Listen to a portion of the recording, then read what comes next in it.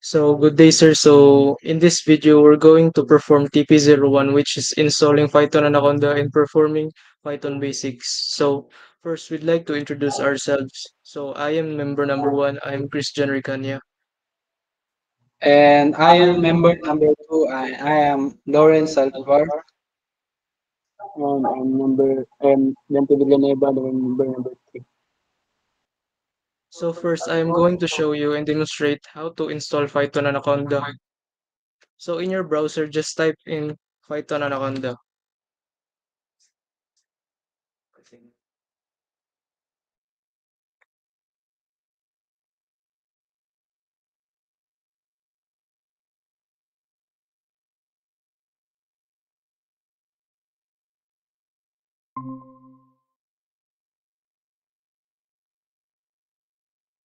So in your browser, just type in Python Anaconda.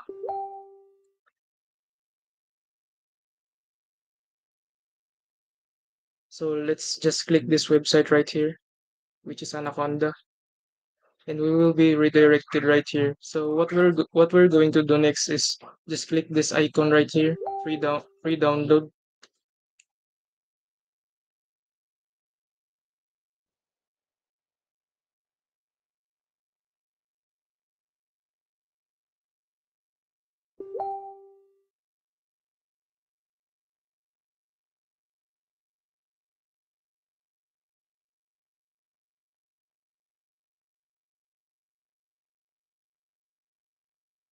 So what we're going to do next is we're just going to skip the registration. So let's just click this skip registration, and let's just hit the download button right here.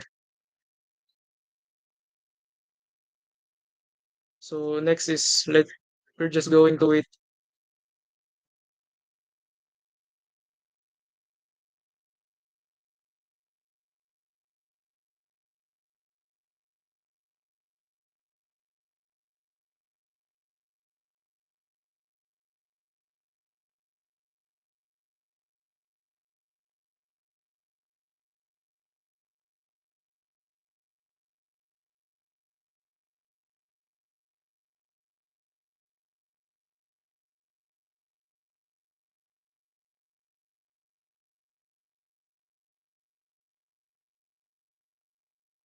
So after downloading the file, just open the file.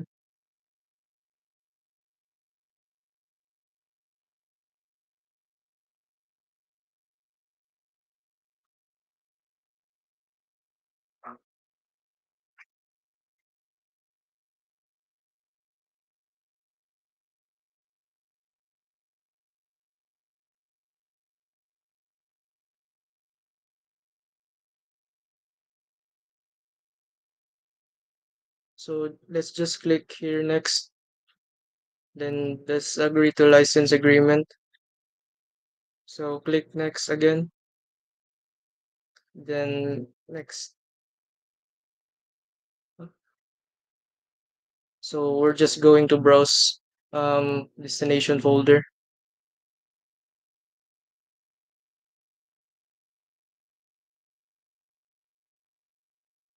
and click next. No, dahil-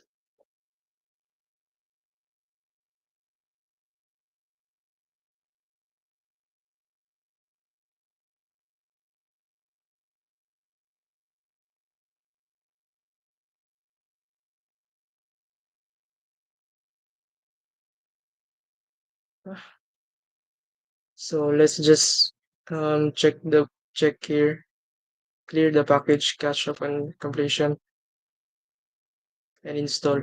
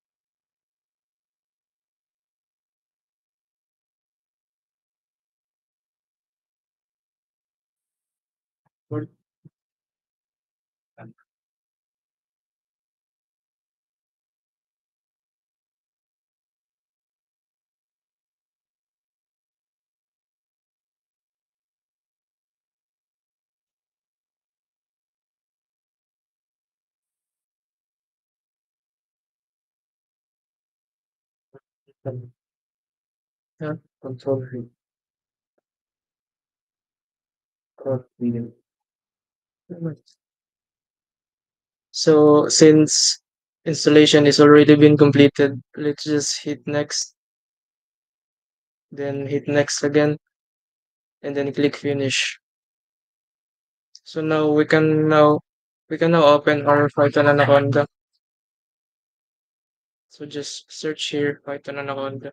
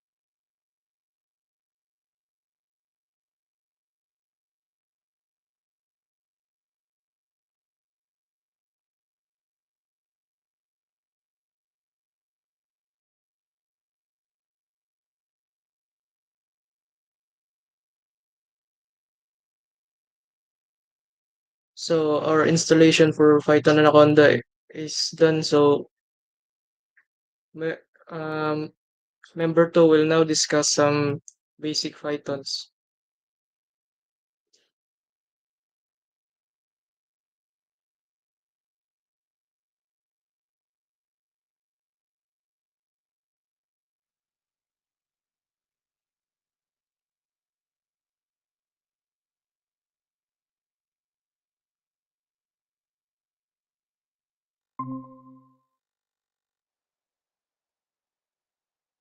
So good day, everyone. I am the member number two, so I'll be the one who will demonstrate some the data types of some basic codes in Python. So let's open the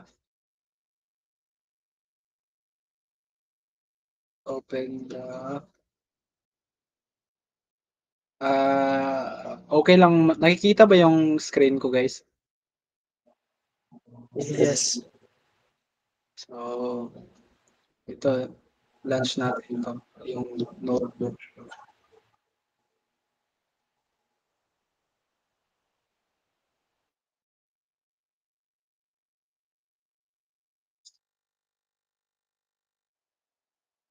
So so if you want to create a new file in Jupyter Notebook, so just click this new button and click this Python 3.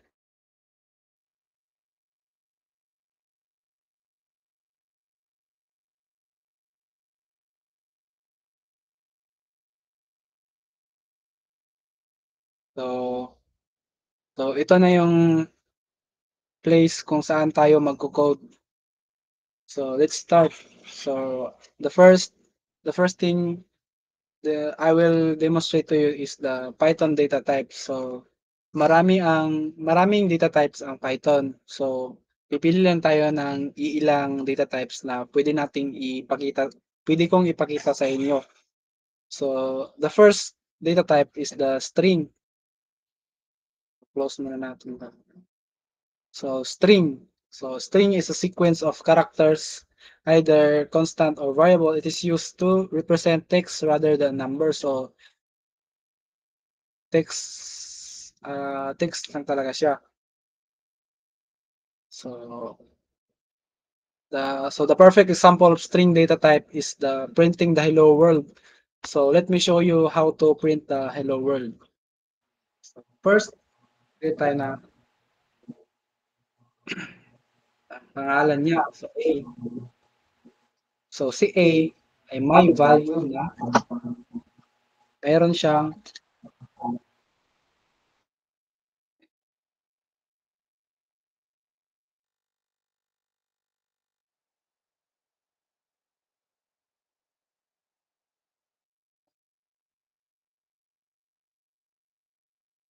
si A is may value na na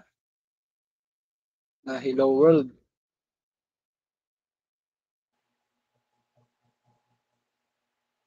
So para ma-print ang ang ating string ay maglalagay tayo dito ng print na statement. So print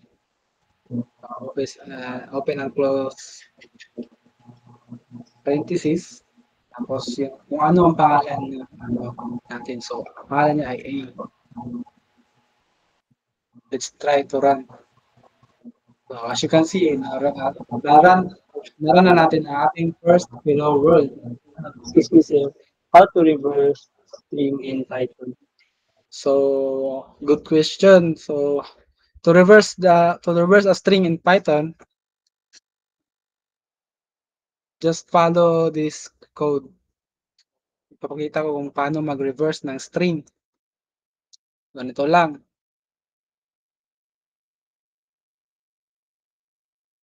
So A, ay kakopy na lang natin. Dali. Yan, lagay. Tapos maglalagay lang tayo ng square bracket na may dalawang dot, double dot. tapos yung -1 para sa huli siya mag-i-start. So magsa-start siya sa D, L, R, O, W, O, L, E, H. At huwag kalimutan ang print na statement. So print natin si A.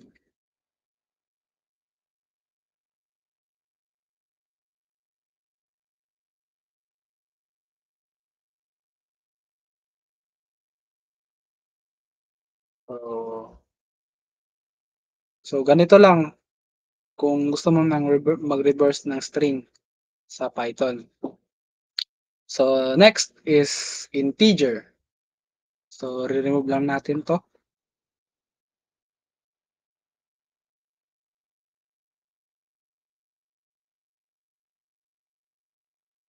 Next is integer.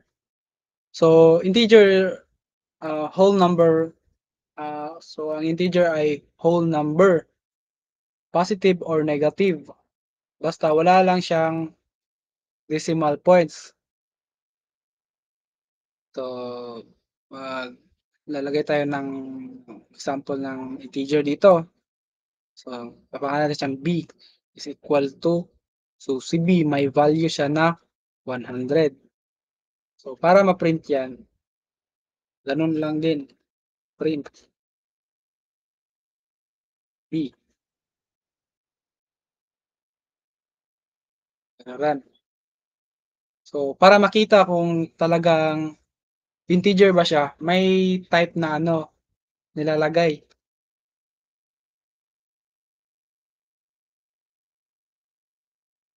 So print. Lagay tayo ng type na keyword dito. Tapos close, open and close bracket. Lagyan natin b. Try natin i-run. Integer siya. Kung makikita nyo dito sa baba na integer talaga siya. So the next one is the float. So ang float naman ay number din siya. Kaso lang may decimal point. So ayun.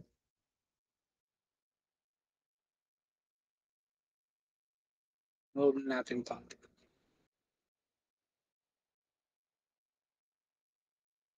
Float is C. Natin C. So C ay may value na 20.5.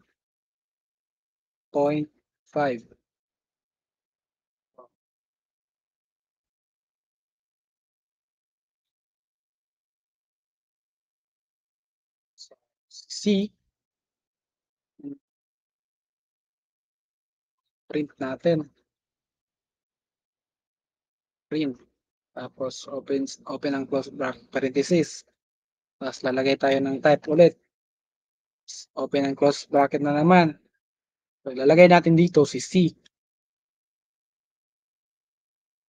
So dapat yung output nito ay yung float, yung same kanina na may class tapos float na nakalagay. Kung anong data type si C. Try natin. So as you can see guys, float ang nakalagay dito. So ito si C ay siya ay isang float na data type. So let's proceed to list. Tapos na tayo sa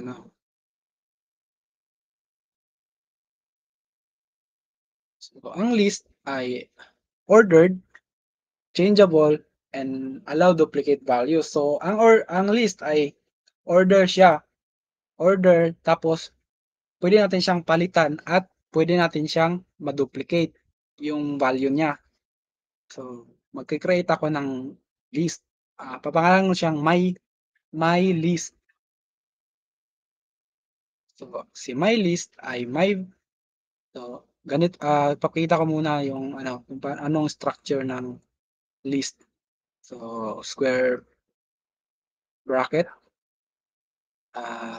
double quote, tapos add mo lang siyang kung anong value. So ang gagamitan ko sa my list ay mga fruits.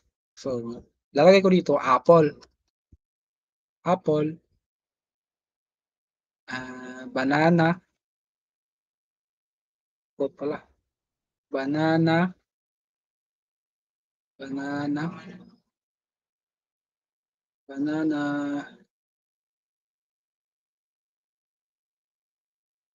cherry,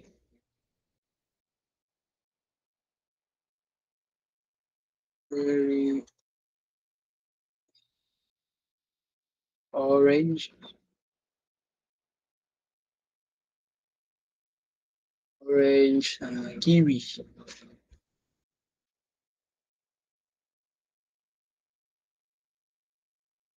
And last is melon.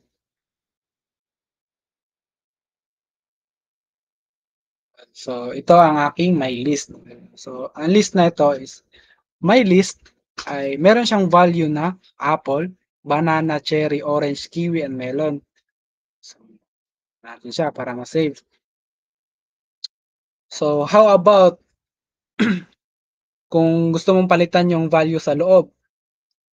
Ganito lang yan. So, ang list ay naka-index yan.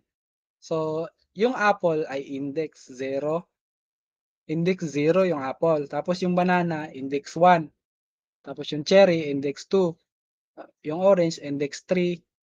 And so on, 4 and 5. Nagsisimula talaga yan sa 0, yung pagbilang niyan. So, para ma-change natin yung value sa loob, ay tatawagin natin yung my list, square bracket. Yung kung anong index yung gusto mong palitan. Example, gusto mong palitan yung apple ng grape. Ilalagay mo kung anong index yung apple. So ang apple is belong siya sa index 0. So ilalagay ko dito 0. So tapos equal. So kung anong fruit nung gusto mong ipalit sa kanya. So anong value yung ipapalit mo sa grape. So ilalagay ko dito sa apple ay yung grape. Tapos yung print na statement ay list.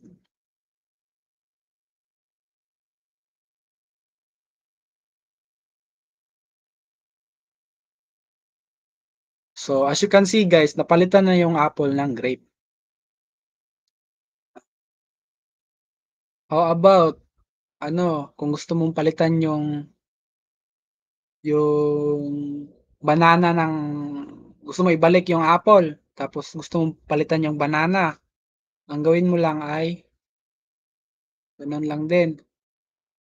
So, saang index nakalagay yung banana? So, sa index 1. So, ilalagay mo dito 1. Itong value ng apple.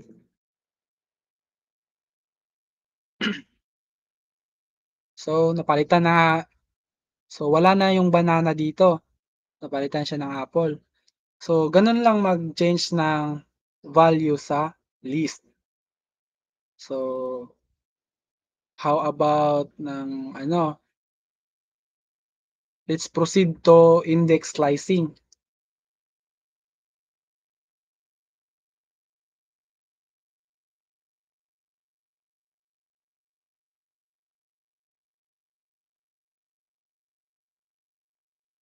Index slicing, kung saan ka mag-i-start at saan ka mag-i-end. So uunahin natin yung kung saan ka i-start.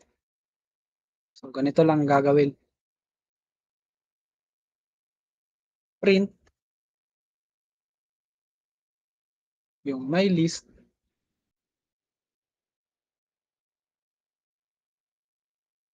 Tapos yung square bracket. So saan nyo gustong mag-start tayo guys?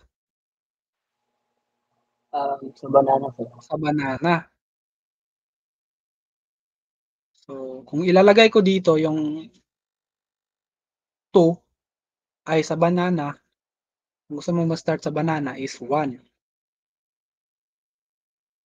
So, kalimutan yung double dot.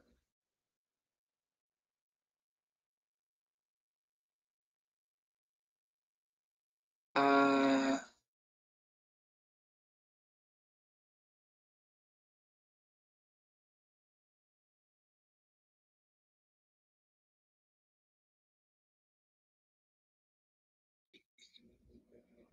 apple, apple, banana.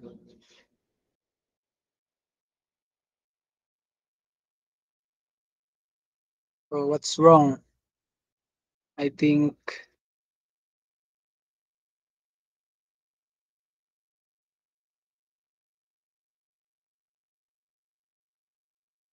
may na mali.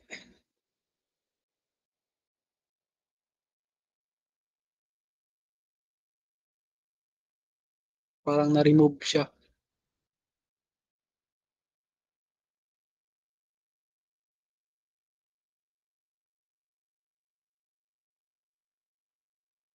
Mali.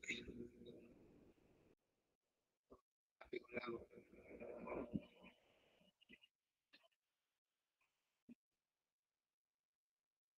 Cherry orange.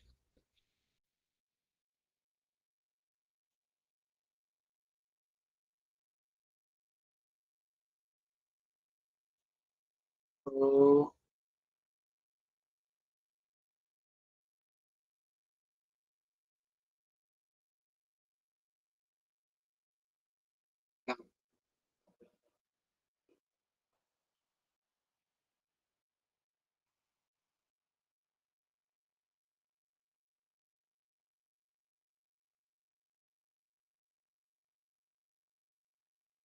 I think may uulitin ko muna.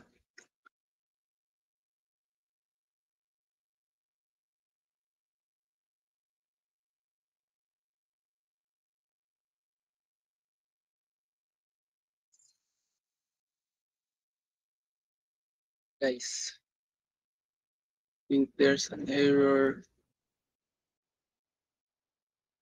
Run.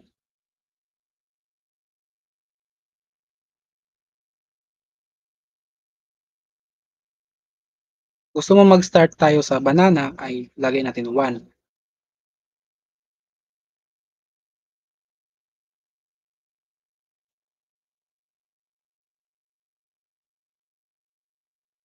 So, ito. So, may something na hindi nag-error dun sa isang tab natin. So, how about sa cherry tayo magsisimula? Lalagay mo lang dito ay 2.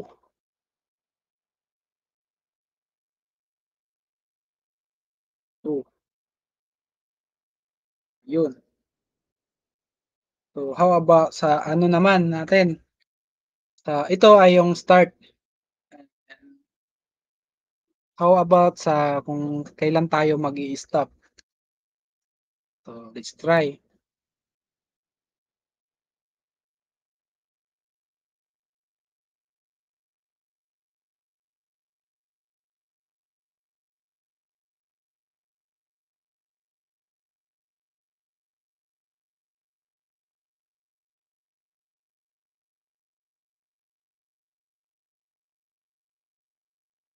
Is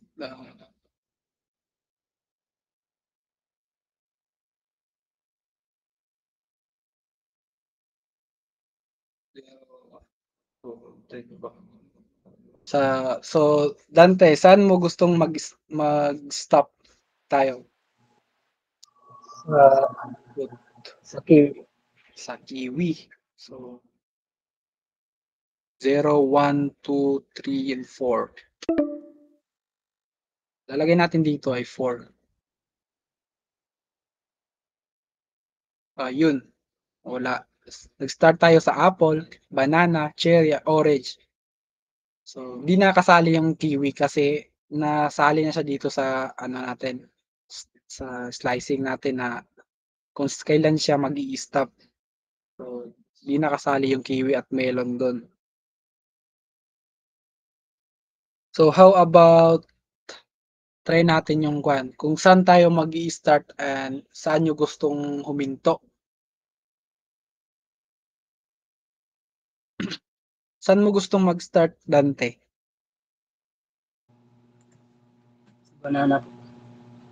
Banana. So, try natin. So, saan mo gustong hihinto? Sa orange. Sa orange. So, 3.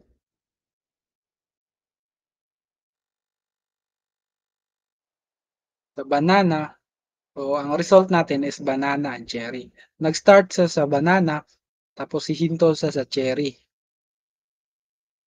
Ay, hindi. So, gusto mong sa orange siya na-stop. So, 4 ang ilalagay natin.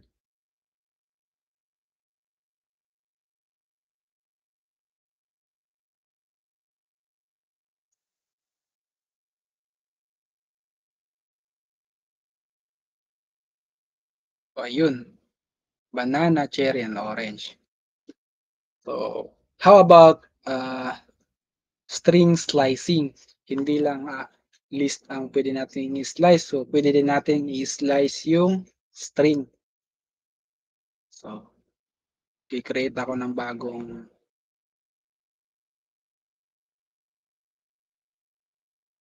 tab.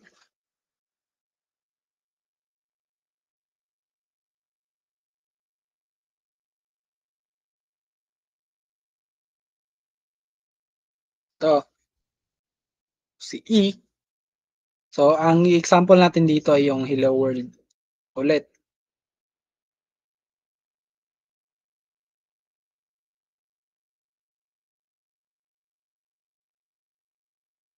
Seven minutes na talaga. Ha? 7 minutes na to. So, print natin. Print. Tapos, open and close. Tapos yung E na variable. So, si E. Kung gusto kong i-print yung hello lang, hello. Lalagay ko dito is 1. Ay, 0 pala.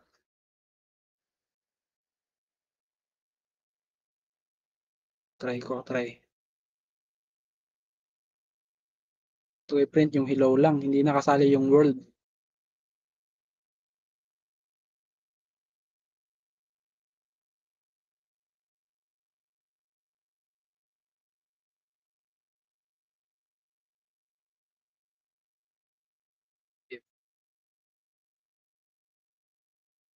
Try ko kung hello lang malalagay.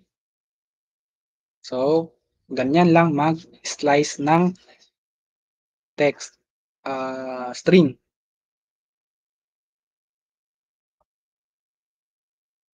So, I think for now, ito lang ang aking maipapakita sa inyo. So, I think that's all, and thank you for watching our demonstration in how to install the Python Anaconda and Python basics codes, and for my basic demonstration about the data types and all of the things that I had shown to you guys. So I think that's all, and thank you for watching our video. So goodbye and see you next time.